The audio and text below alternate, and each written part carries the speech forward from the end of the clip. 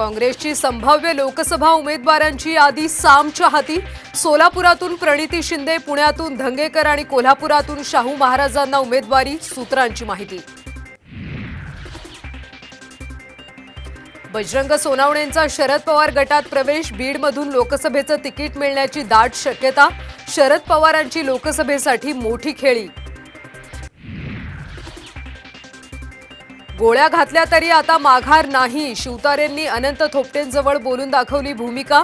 तर आम्हीही आरेला कार्य करू शकतो, अजित पवारांचा शिवतारेंना इशारा।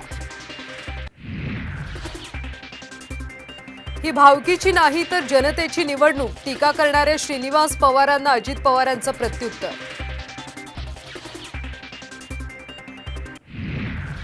अमरावतीची जागा भाजप लढणार। उपमुख्यमंत्री देवेंद्र फडणवीसांचं विधान।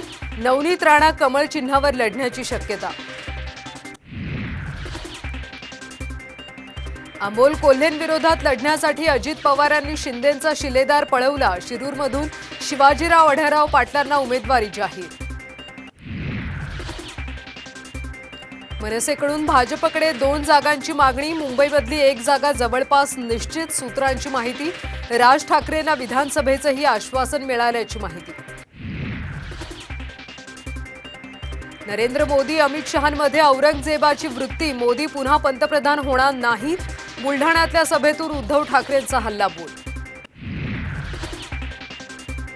संभाजीनगर लोकसभेसाठी चंद्रकांत खैरे आणि अंबादास दानवे इच्छुक।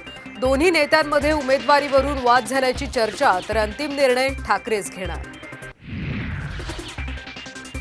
आणि अजित पवार गटाकडून धमकी आणि दमदाटीची भाषा। हर्षवर्धन पाटलांची फडणवीसांकडे तक्रार। तर हर्षवर्धन पाटील महायुतीचा प्रचार करणार। फडणवीसांना विश्वास।